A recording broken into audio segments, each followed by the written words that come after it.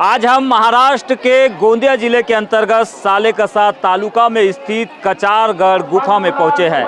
इस गुफा का इतिहास क्या है, कितने हजार साल पुरानी ये गुफा है, इस गुफा के माध्यम से कैसे आदिवासी धर्म गुरु पहांदीपारी कुपारलिंगों के द्वारा कोया पुनेम के दर्शन को विकसित किया गया है।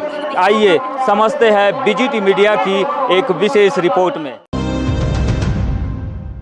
यह तस्वीर कचारगढ़ गुफा की है, जिसका वास्तविक इतिहास तो किसी को पता नहीं, लेकिन विभिन्न शोध पत्रों और लेखों से पता चलता है कि इस गुफा का संबंध गोंडियन कल्चर से है, यानी कि गोंडवाना की संस्कृति और सभ्यता की विरासत से जुड़ा है। वैसे तो ज्ञात इतिहास में इस गुफा का पता तब चला जब गोंड वंश के आचार्य और साहित्यकार मोतीरावन कंगाली ने 1982 में इस क्षेत्र का दौरा किया और साहित्य के माध्यम से इसे लेखबद्ध करते हुए गोंडवाना के इतिहास की विस्तृत जानकारी को सबके सामने लाया।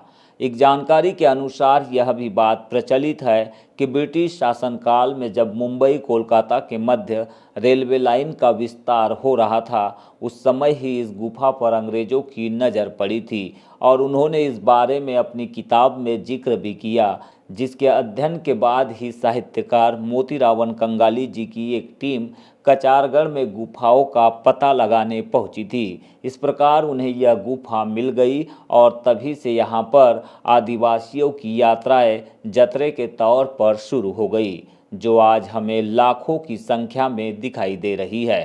मोतीरावन कंगाली जी एक लेखक हुए हैं और इन्होंने ही इस पूरे इतिहास को जो है गोंडवाना की संस्कृति को, सभ्यता को, कोया पुनेम के दर्शन को पूरे विश्व में पहुंचाने का काम किया है।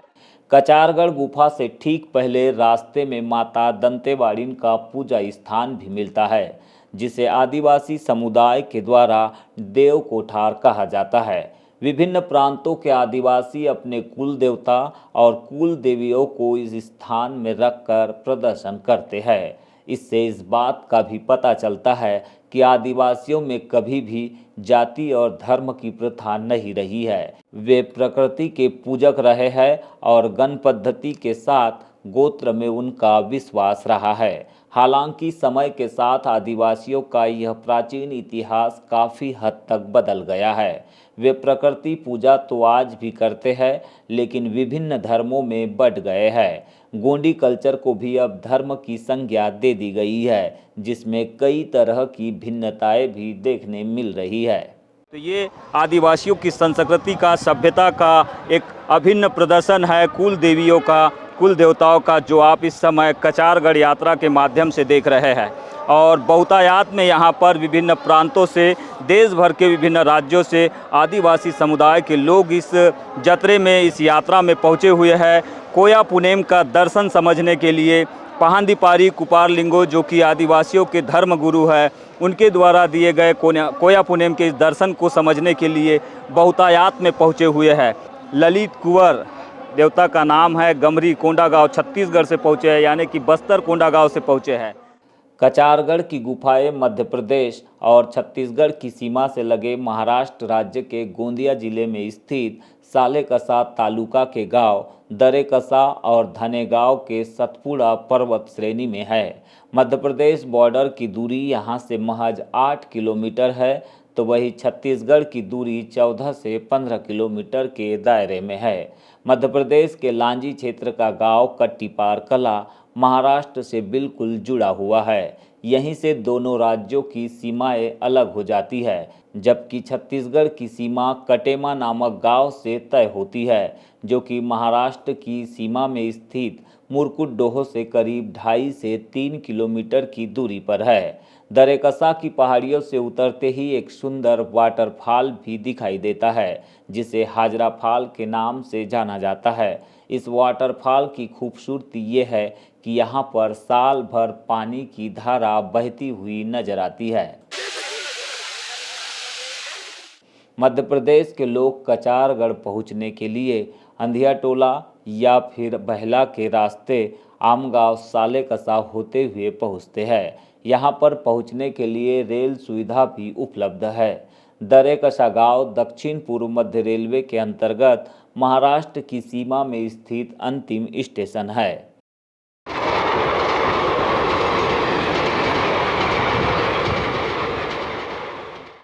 आदिवासी मान्यताओं के अनुसार ऐसा कहा जाता है कि कचारगढ़ की गुफाओं में ही आदिवासियों की संस्कृति विकसित हुई है, जिसे कोया पुनेम दर्शन कहा जाता है। यहीं पर पहांदीपारी कुपारलिंगो जी के द्वारा सबसे पहले प्रकृति की शक्ति और प्रकृति की ऊर्जा के बारे में गोंडवंश के 33 बच्चों को शिक्षा दी गई, जिन्होंने बाद में गोंडवाना के अलग अलग राज्यों में इसे विकसित कर गोंडी संस्कृति को विस्तारित किया, यानी कि आदिवासियों की संस्कृति को दूर दूर तक पहुंचाया। हालांकि वर्तमान समय में अलग अलग धर्माचार्यों के द्वारा इस गुफा के रहस्यों और इतिहास को कई प्रकार से प्रचारित किया जा रहा है, जिससे इस गुफा के वास्तविक इतिहास को लेकर कई तरह का भ्रम और मिथक भी समझ में आता है। बहरहाल जो भी हो, यह सत्य है कि प्रकृति से ही सभी प्रकार के जीवों का निर्वहन होता है।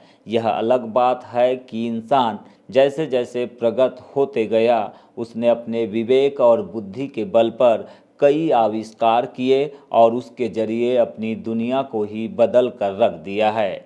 टाइप 0 सिविलाइजेशन हो या फिर स्टोन एज, यानी कि गुफाओं के युग से निकलकर आज इंसान स्पेस की ओर बढ़ने लगा है। यह सब इंसान के द्वारा किए गए आविष्कार का ही कमाल है, लेकिन इस बात को भी भुलाया नहीं जा सकता कि इंसान कितना भी प्रगत हो, वह प्रकृति से मिलने वाली ऊर्जा, हवा, पानी, पेड़ पौधे, जीव जंतु, पहाड़ पर्वत, खनिज, अनाज और अन्य वो चीज़ें जो प्रकृति में विद्यमान हैं, इनके बिना कुछ भी नहीं कर सकता है।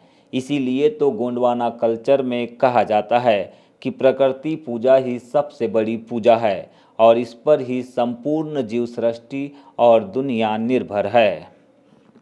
प्रकृति से उसे सब कुछ मिलता है, प्रकृति में उसको जीना है, प्रकृति के साथ मर जाना है। प्रकृति से ही उसे भोजन मिलता है, श्वास मिलती है, सब कुछ मिलती है। यही पंच तत्व और कोया पुनेम का दर्शन है, जो हमें अक्सर ये सीख देता है कि इंसान से बढ़कर कोई चीज़ है नहीं दुनिया में। इंसान के पास बुद्धि है, वो अपने बुद्धि के बल पर, अपने दम पर दुनिया की तरह तरह की खोजें कर सकता है, तरह तरह के आविष्कार कर सकता है और उसका उपभोग कर सकता है।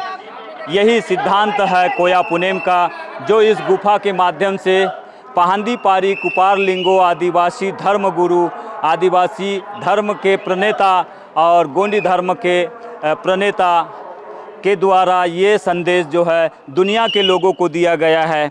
और दुनिया के लोग आज भी, दुनिया भर के आदिवासी जो है, अलग अलग संस्कृति और सभ्यता के माध्यम से इस कोया पुनेम के दर्शन को महसूस करते हुए कम से कम 4-4, 5-5 हज़ार साल पहले से जो हमारे लोग जो ज्वेलरी कैरी करते थे, वो सारे ज्वेलरी को हम वापस से आज के ज़माने में नए युवा लोग पहन के अपने आने वाले समय के लिए बचाने की कोशिश कर रहे हैं। आप देख रहे हैं मेरे सर में कलगी है, ये हमारी घास की माला है, बिरनमाला बोलते हैं इसको। ये हमारे एक फल होता है जिसका हम लोग जंगलों में ही मिलता है, वो ये हमारे घास के माला है। अलग अलग टाइप की सारी मालाएं हैं। सब लोग एकता के सूत्र में बंधे रहे। और ये जो लिंगों की जो एक पावन भूमि है, ये लोहागढ़ के नाम से भी ये जाना जाता है। और यहाँ पे 4 दिवसीय मेला रहता है। और आज का जो दिन है, एक माघ पूर्णिमा का दिन है, जो आज हम आदिवासी समाज के लिए बहुत ही मतलब कहना चाहिए बहुत शुभ दिन माना जाता है। अगर से हम जियोमॉर्फोलॉजी की स्टडी करें तो जो जैसे लावा जब पिघलता है तो उसके बाद यहाँ का जो गुफा जितना मैंने स्टडी किया, जो यहाँ का जो गुफा है वो वहाँ पे इग्नियस रॉक पाई गई है। तो वहाँ पे मुझे ऐसा लगता है ये समथिंग 25,000 साल से भी ज़्यादा बहुत पुरानी लग रही है मुझे।